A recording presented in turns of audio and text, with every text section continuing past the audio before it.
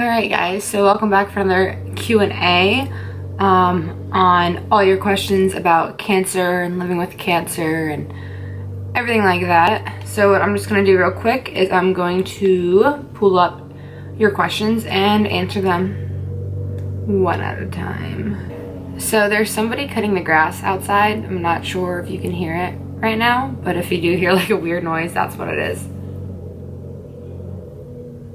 Alright, so the first question is from Gabby, and it says, have any of your life goals changed because of your journey having cancer?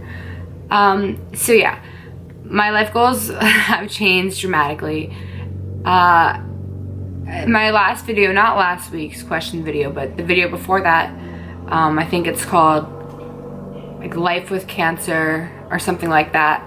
I talked about how I wasn't really sure what I want to do now that everything's like over and done with, and trying to like put myself back in like, I guess, the mindset of like being an adult and having to get a job and do this and do that. So yeah, my life goals, it's weird because before I had everything planned out and set up and I knew what I wanted to do, which was the Navy, and now it's weird, everything's changed.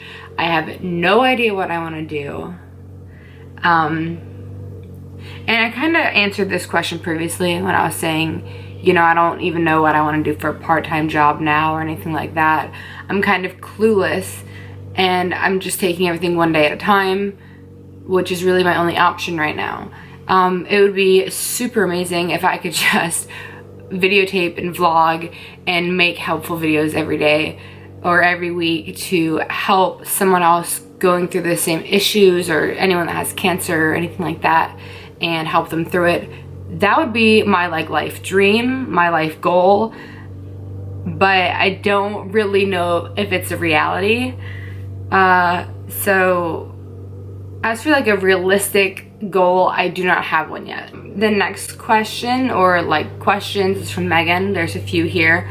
So the first one is, what has been the biggest obstacle you've had to overcome? The biggest obstacle I've had to overcome would just be getting through it. Having to have the mindset to push through it and just get yourself through it however you can. Out of all the things I've had to go through, though, I would say the bone marrow transplant was the biggest of all my obstacles, because during that time I was in a hospital for an entire month in a room, in a small room, and I could leave the room and walk like on the hallway, but the hallway only consisted of like 14 other rooms. It was tiny. I think 14 laps was 1 mile, and going through that as well, I wasn't able to eat. There was like a whole week where I ate from a bag of food, like literally like a bag of food with an IV connected to my skin, and I had to eat that. That was probably the toughest thing. And it's so funny because things like that make you realize how important unimportant things are. I mean, food's obviously important to like survive and all that, but when you finally get to eat again, you're so grateful. You're like, oh my god, peaches and pears. Okay, and the next question is also from Megan, and it says, I know everyone around you has been super supportive, but who has been your biggest shoulder to lean on? So, biggest shoulder to lean on, I would love to sit here and say my husband. I mean, my husband is my rock, and he has done so much for me, and thank you so much for everything that you have done and that you continue to do for me, because I know being a spouse, you know, having to be a spouse to someone who's sick and has cancer, I can't imagine how hard it is, or how hard it can get. So like, kudos to you and everything you've done, and all the spouses out there. But I think through all of this, I've had multiple shoulders as well. I've had my family, and I've had my friends, and I've had my spouse. And I think all the components together, I think everyone together has allowed me and helped me through everything that I've gone through myself included. And here is another question from Megan. How was it dealing with cancer and being a new wife all at the same time? So it's funny because probably a month or two ago, I realized that the entirety of my marriage, I have been sick. Since the day I got married, I was already diagnosed. I had already done, I think, 2 cycles of chemotherapy. The good thing is, you know, me and my husband were together well before I got sick. So I do know what it's like to have a relationship with him, like a normal relationship, but I also know what it's like, you know, to have that relationship with him, you know, through sickness and through health. And I think that this experience, you know, being a wife through all this has helped me realize a lot. I realized that no matter what, I'm able to see how much my husband is there for me and cares for me. And now I know that really through sickness and through health, he is there for me through sickness, because that's all he's done for the past few years, has been with me through it. But dealing with cancer and being a new wife, I guess I could just say that I feel like I haven't been able to really experience being a wife yet.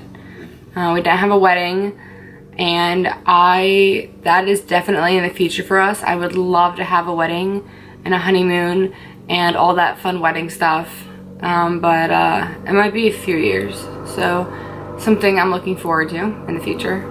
Definitely. Okay, and here is one more and final question from Megan. So the question is, when did you become comfortable enough to not wear any wigs? So I haven't worn any wigs like this time around with cancer. I worn it once because my sister had a sweet 16 birthday party, and it's not that I have ever been like uncomfortable to walk around without a wig on. It's that I'm afraid to make other people feel uncomfortable. I don't want to like go out in public like this and people just be like, why you know, like whatever, because I don't mind, I don't care. Like literally, like I get like yelled at a lot because I don't wear bras. There's a lot of things I don't do because I just like being comfortable in my own skin and with my own body, and I really don't like the standards that people are held up to. By all means, if you want to wear a wig and it makes you feel better and more comfortable, then do that. But for me, it's itchy, it's uncomfortable. I've honestly never, ever liked wigs, ever. Still don't. I think they're uncomfortable. Yeah, hair makes me look prettier. Hair will make anyone look prettier. I mean, it's hair, like, but, yeah, and I wore it the first time, I think, to a few places, just because, like I said, I don't like making people feel uncomfortable. I don't really like getting looked at funny because it's just awkward. So yeah, I've always been comfortable not wearing one, and that's why I make these videos like this. I feel like I have nothing to hide, and if anything, it shows that I'm more me and I'm open with you guys without wearing one. How has all of this affected your relationship with Raul and the intimacy part of it? So for me and him and the intimate part, you know, I am an open book and I love to share my thoughts and my opinions on things, but because this isn't just about me and it is about my husband too, I really don't know if he would appreciate me, you know, telling the world about it. The only thing is, when I did my bone marrow transplant, you know, we were in the hospital for a whole month, so there's some parts where like we didn't even like really kiss at all, like not even like a peck, because I don't have an immune system, things like that, germs, everything like that. Like when he was around me, he had to wear a mask. Like if you watched the video, I think where he's dyeing my hair and the video where he's shaving my head, he's having to wear a mask because I'm not allowed to be around any type of like other people's breathing or anything like that. So At times, we're not even really allowed to kiss or anything like that, which kind of sucks because they can be right next to you and you can feel so lonely just because you're not getting that, you know, like, I don't really know the word, but I don't know, it gets kind of lonely, but you know it's not like that on purpose, and you just gotta stick through it and wait until you're all better, and then kiss all you want. How's chemo going? So I've actually been done with chemo for a while now. Sorry if I don't make that clear enough in my videos. I try not to post too much on Instagram and Facebook because I like to make everything be said and be said first in my videos. So I've been done with chemo since January, so it's been like about 3 months, I would say. And this is Callie, and it says, what was the hardest thing to do while having cancer and now? So hardest thing to do while having cancer is just finding ways to be comfortable in your skin. And I would say the same thing for after, because the way it is now, it's like I have hair growing back, but I don't have it yet. So the issue is, you know, I don't wear wigs, but I can't be out like this because I can get sunburn, and because it is radiation, you're not really allowed to have any sun exposure. So what I will do is I'll like throw on like a baseball cap or like fabric, you know, like scarf fabric or something, and I'll just go out like that. And so the hardest thing then and now is feeling comfortable, because I could have on the cutest outfit. Like I could even like be going to the club and have the cutest outfit with the cutest shoes, and then I have to find something to throw in my head, and it's impossible to find something that matches. So it's just, it makes me like discouraged, and I don't want to go out any longer because I'm like, wow, I'm gonna look so stupid. So the hardest thing is just to feel comfortable about looking good and feeling good, and because you can even do your makeup and, you know, still look like you just rolled out of bed. And a lot of things that I get from people is, oh, you look so healthy for having cancer, because I guess I'm like supposed to look like skin and bones or something, because I guess that's what everyone thinks about people with cancer. But no, I've gained a lot of weight, so I look thicker, so people think I look healthy, and then I'm over here like, no, I look fat, I'm not used to this. So no, I would just say the hardest thing is to try and get back into the mindset of, wow, I look pretty, and like actually believe it. Okay, so the next one is from Michaela, and all right, it's a long one. I hate being nosy, but you asked, so I had a couple. Hopefully no one already asked, what does chemo feel like? Does it make you sick the whole time? And during the whole process, how were your life goals and perspective changed? So I've already just answered how my life goals have changed. So what does chemo feel like, and does it make you sick the whole time? So I've done 3 like different things of chemo. I did EPOC, which is when I had cancer the first time. It's a bag, and it's 5 different chemos in one bag, and it's a 24-hour bag, and you do 5 of those. So I did that 5 days at a time, since it, you know, I did 5 of those. It takes 24 hours, so I'd be in the hospital for the whole time. So I did that 6 times. That was EPOC. And then the other 2 times I did it when I did my high dose chemotherapy for my bone marrow transplant, and then before that I did some chemo. I'm not really too sure what the names of it were. I honestly, off the top of my head, I don't know. I know I should probably know the names of the medications I was given, but there are so many. Literally, I'd have to memorize like a list. It's like memorizing pi. It's like impossible. There's so much different stuff. So did I get sick the whole time? No. The way I like to explain it is, well, it's not like in TV shows. For some people it might be, it's different for everyone, you know, when they're sitting in the chair and they have the chemo and it takes like 3 hours or 4 hours and then you get to go home, you might get sick. It's different for everyone, especially because there's like a million different chemotherapies. But mine, you know, I was hospitalized for all my chemo.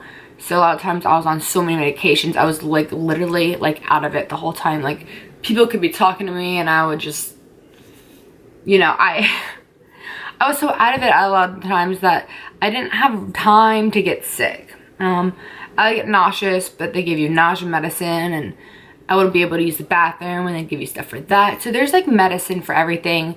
Nausea is like the #1 thing that nurses are like on spot about, like not letting happen. You say, I'm nauseous, and they make sure they give you something for it like immediately. If that doesn't work, they have something else to give you for it. So I didn't really get that sick. No, they had that under control, I guess, for me. A lot of times I just wouldn't sleep a lot, and I would have night sweats. That was probably my worst side effect. Night sweats. Oh God, I would be in a robe. I'd wake up at 2 in the morning. My robe is completely soaking wet. My blankets are wet. I'd have to like hit the button and call the nurse, get my clothes changed about like sometimes even 3 times a night. So night sweats were like the worst for me. So nasty. Gross. Ew. No. So let's see, the rest of this question from Michaela. You've always been beautiful, and I know this whole process has affected you in different ways, and there are plenty of hard ways. Do you look at yourself with more admiration because of the things your body has accomplished? So do I look at myself with more admiration? Honestly, I don't. I'm not really sure how I would, or what would make, even if I did, I don't know how I would realize that I do. I guess I do see myself, you know, stronger than before in ways. I mean, because I'll go to the gym and I can't even run half of a mile. I used to run half marathons, and I did cross country and track, but now I can't run half of a mile. So in some ways, I feel weak. I feel weaker than before. I feel less than, and it sucks because like I said, I'll be at the gym and people will be looking at me like she's lifting 5-pound weights. But then I'm thinking in my head like, well, you know what? You know, I've done this and I've done that, and I don't even know if you could do that. And that's probably a very rude thought, but that is what I think. So if admiration counts in that way, then maybe a little bit, I don't know. And another thing is, like, I have these scars. Y'all have seen my scars.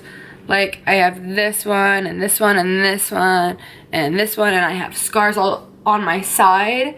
Actually, I'll probably show you a tattoo. Let's see if you can see them. One there and then one there. And so, I got a lot of scars to show for. And a lot of my doctors are like, well, we should get that fixed. Let's see a plastic surgeon and get it like closed up and whatever, and that looks horrible, so let's fix it. And I don't ever really say anything, but in my head I'm like, no, like I love wearing shirts where you can see my scars, because I feel like, yeah, people will look at me and be like, what is that? But at the same time, like, these scars represent me and all the horrible and hard things that I've been through, and I want something to show for it. I love these gnarly scars. They are what make me who I am today. And I don't want to close them up. I don't want to get them fixed. So, I don't know about admiration. But, I do think I respect myself a lot more. And my body, I respect my body so much for what it has been through. And what it's going to continue to go through. Okay, serious question. Could you have gotten medical marijuana? Don't laugh, because I'm just wondering when or who is actually allowed to, and do you believe it helps or could help? Okay, so I actually would say I agree with it. No, I've never ever had anything to do with like medical marijuana. It's not legal where I live. I know it's legal in California and Colorado and maybe a few more places, but I do believe it helps. I'm not sure about actually curing it, but I do know that it helps with pain, and when going through chemotherapy and bone marrow transplants and whatever it is, surgeries, I agree with it more than I agree with things like oxycodone and hydrocodone and all those different pain pills, because I've been prescribed a lot of pain pills in the last 2 years. A lot. Probably like at least like 15 bottles, like a lot. And people do get addicted to pain medications. People will take perks. I've had Percocet, and I know stories of people that do get hooked on Percocet, and then they're like so hooked on it they need more, and then they resort to going to even heavier stuff. So I think that in place of things like pain pills, I think marijuana would do a better job. I think it is a lot safer. As for me, I've never had it. Like I said, it's not legal here. And who is allowed to get it, I'm not sure. I've never honestly ever looked into it. Just never really thought about it. But yeah, I'm not too sure about things like that. I mean, I'm not a doctor. I don't really spend my time looking into things like that. This is from Mary. I thought that chemo and radiation was hard on your eggs. My biggest fear is not being able to have children, and you may have different plans as far as that's concerned. But did they tell you that stuff would affect you in that way?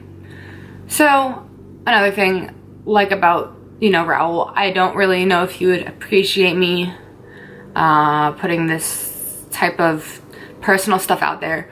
But what I will say is, with every chemo and the amount of chemo you do, it is gonna affect your eggs. The more you do, the more it's gonna affect it. And when I was about to get my bone marrow transplant, the way that that works is when you do high-dose chemotherapy, it knocks out all of your cells, everything, all your bone marrow, everything. So that being said, that's including your eggs. So, you know, before I did it, you know, I saw somebody for fertility, and, you know, they gave me options. You know, we can freeze your eggs, we can, you know, do this, do that. And, you know, even people that do that, people that don't even go through chemotherapy, but, you know, freeze their eggs or like have a baby made and, you know, put away, sometimes that stuff doesn't even work.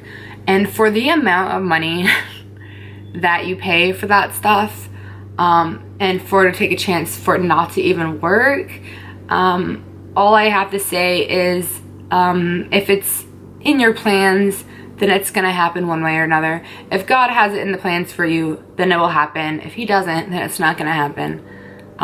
So when it comes to stuff like that, that's when I like resort to religion, and just, if it's gonna happen, it's gonna happen. If not, then it wasn't supposed to be. And I just try to keep it by that mindset. And that's all I'm really gonna say about that. I really don't know if it's appropriate to go into the details about that, just because it's not just me, it's my husband too. And here's the last question. How do you deal with all the medical expenses? So luckily, because my husband, he's active duty, we get pretty fair coverage of medical bills. I mean, there is stuff like if you do fertility, that's not covered. All of our drives to Duke, which is 3 hours, you know, we have to pay. All the food we have to eat every day, we have to pay for. But our hospital stays are covered. Before I got married, I was responsible. I even had good insurance, but I was still, insurance covered 80%, and 80% sounds like a lot, but I would still be stuck with thousands of dollars for, you know, hospital stays and chemo and just like things like CAT scans and PET scans and whatever else there is. I know there's things like GoFundMe. I've never actually done that. I think when everything was happening, my mind was just so focused on like getting chemotherapy started and doing it and this and that, that I never even had time to think about like starting a fund or raising money or anything like that. Now that I think about it, I wish I would have, but it's like a little bit way too far down the road to do anything. But for those that aren't lucky, you know, and don't really have that good of medical care. Like I said, there's GoFundMe. There's a lot of different websites out there that do help raise money. So, yeah. But that's it for all the questions, and I hope y'all enjoyed, and I'll see you guys in a week.